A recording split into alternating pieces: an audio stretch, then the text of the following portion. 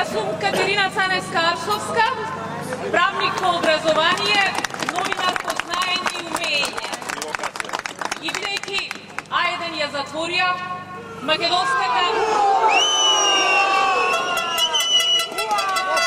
македонската телевизија е се освен сервис на граѓаните, бидејќи Канал 5 истител се тоа што се, и бидејќи солта се прави она од сите што стравувавме. Вечерва сум тука не за политички говори, тука да ви кажам како ќе звучеа вестите вечерва, доколку постоеше А1, доколку МТВ беше јавен сервис и доколку Канал 5 истител не беа тоа што се. Првата вест во вечерашните вести требаше да биде околу задолжувањето и раздолжувањето. И требаше да гласи вака: денеска Република Македонија врати 183 милиони евра. Ја раздолжи евроврзницата од 2009 година.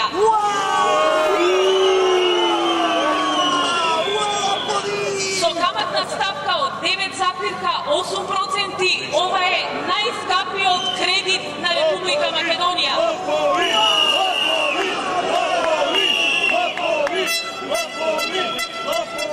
Само по основ на камати за овие 3 години од буџетот се исплатени 51,8 милиони евра. Да ме подсетам, тогаш министер за финансии беше господинот Трајко Славевски.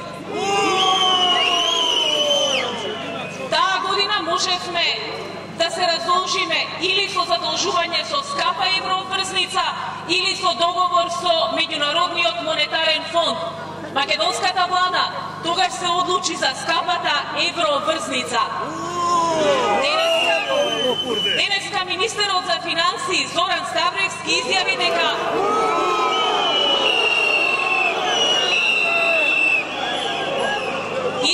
дека Македонија го намали надворешниот долг за 183 милиони евра.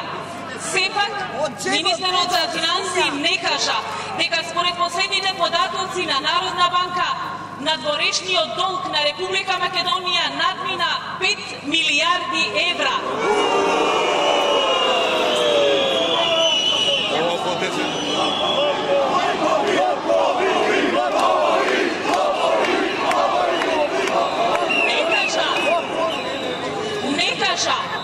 Дека јавниот долг бележи раст од 26% на годишно ниво или цели 460 милиони евра за 12 месеци. Само денеска владата понуди на продажба државни записни обврзници во износ од 127,4 милиони евра. Не можете да видите на медиумите во Република Македонија. Втора вест која што не можете да ја видите дека новиот закон за пензиско и инвалидско осигурување ќе ги намали пензиите за идните пензионери, но нема да го стабилизира пензискиот фонд.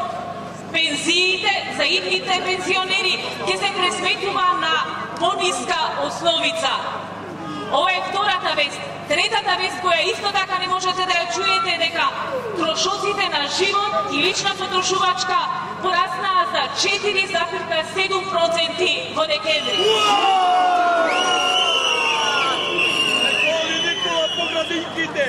Ете тоа ќе беа вестите кои што ќе можете да ги чуете доколку не се случи тоа што се случува со медиумите во Република Македонија. Тоа што се случи на 24 декември со новинарите кои што беа грубо влечени и сврлени од собранието, не најде место или не го видоа нашите колеги, ниту од јавниот сервис, ниту од Канал 5, ниту од сите. Токму затоа е таква состојбата и со медиумите, таква е состојбата и со државата. Ви благодарам.